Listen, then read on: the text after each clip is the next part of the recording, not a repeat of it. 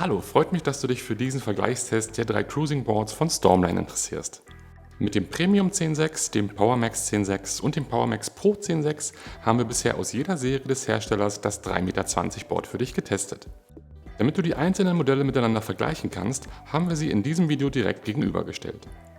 Dadurch erfährst du in Kürze die Unterschiede und natürlich auch die Stärken und Schwächen des jeweiligen Angebots.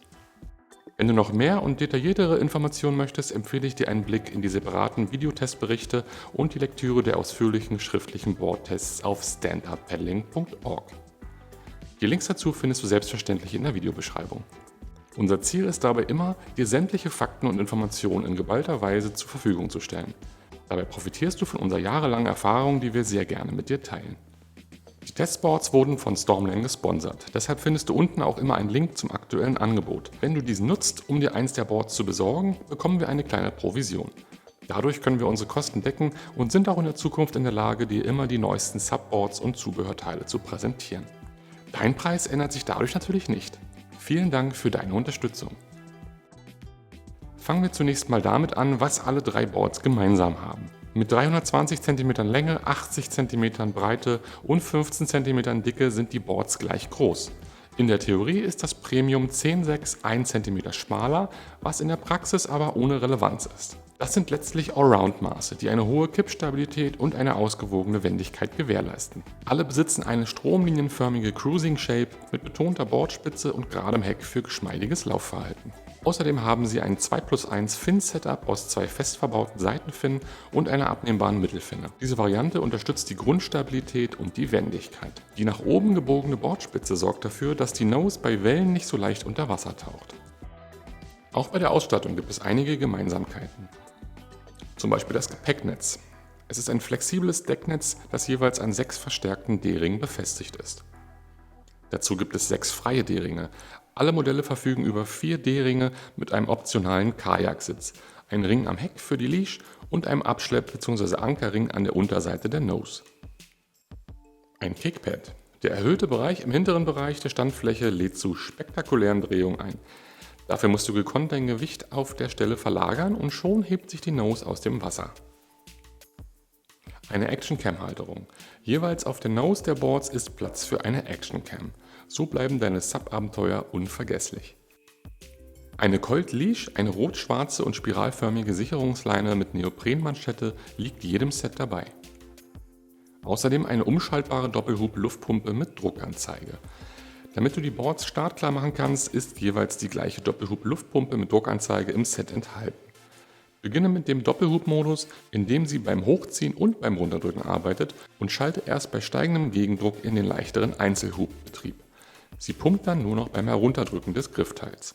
Außerdem ist ein Gepäckgurt dabei, der verhindert, dass sich das aufgerollte Board beim Einpacken wieder entfaltet.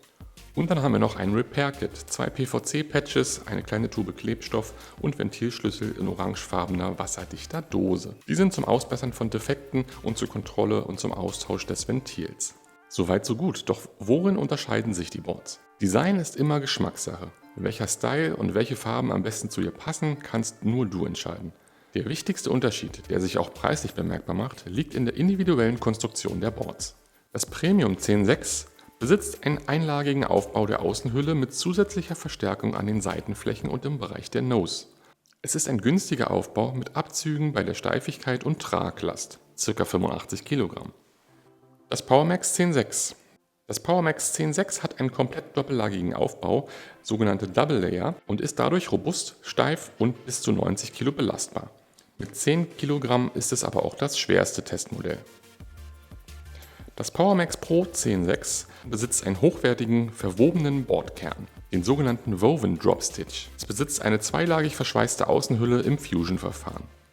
Das Board bietet eine Kombination aus leichtem Eigengewicht, 9 Kilogramm, und einer ausgeprägten Steifigkeit. Bis 90 Kilo ist es belastbar. Auch bei den Ausstattungsmerkmalen gibt es Unterschiede. Zum Beispiel im Deckpad. Die rutschhemmende Standfläche des Premium 10.6 ist durchgängig mit Längsrillen strukturiert. Bei den teureren Boards ist im hinteren Bereich eine zusätzliche Diamantstruktur zu finden. Die Trageschlaufen. Während das Premium 10.6 auf der Nose einen dritten Tagegriff hat, musst du dich beim PowerMax 10.6 und beim PowerMax Pro 10.6 mit 2 Exemplaren begnügen, was ich nicht wirklich nachvollziehen kann. Es gibt zwei Befestigungsschlaufen für die Fußstütze.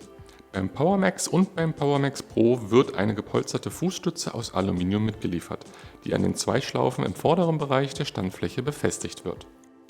Ein Paddelhalter. Diese nützliche Neoprenmanschette am hinteren Tragegriff ist nur beim PowerMax Pro vorhanden. Beim Equipment gibt es aber auch qualitativ bedeutende Unterschiede. Beim Rucksack zum Beispiel. Während beim günstigen Premium 10.6 ein ziemliches Standardmodell geliefert wird, kannst du das PowerMax 10.6 und die Pro-Variante durch die integrierten Rollen bequem als Trolley hinterherziehen. Und nur beim PowerMax Pro 10.6 ist das leichte und hochwertige Carbon-Paddel mit im Set. Bei den beiden günstigeren Boards musst du mit dem schwereren Aluminium-Paddel Vorlieb nehmen. Wie sieht es mit der Garantie aus? Stormline gibt auf alle Subboards grundsätzlich eine Garantie von 3 Jahren, für die allerdings eine Registrierung erforderlich ist. Sind die Boards für Anfänger geeignet?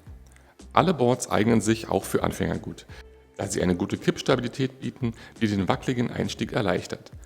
Deine Entscheidung solltest du also eher von den qualitativen Ansprüchen abhängig machen.